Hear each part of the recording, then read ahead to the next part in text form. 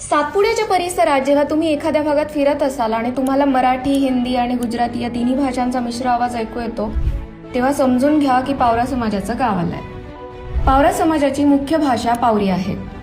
या भाषेवर त्या गावानुसार आजूबाजूला बोलल्या जाणाऱ्या इतर भाषांचाही प्रभाव दिसतो. नंदुरबार जिल्ह्यातल्या नर्मदेच्या काठावर राहणाऱ्या पावरांना नोंददळ्या म्हणतात.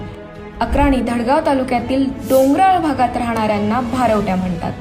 शहादा, तळोदा तालुक्यातील व धुळे जिल्ह्यातील शिरपूर भागातील लोकांना देहवाला म्हणतात.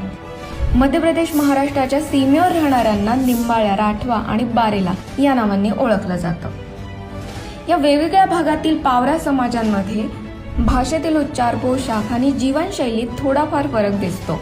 या समाजात अनेक उपजाती आहेत, जसं की बुगवाड्या, दुडव्या, पटल्या, वळवका, खरडे, हेंद्र्या, पराडक्या आणि इतर. या उपजाती पावरा समाजाचा महत्वाचा भाग आहेत आणि विशेष म्हणजे पावरा समाजात स्वतःच्या उपजातीतील व्यक्तीशी लग्न करण्याची परंपरा नाहीये.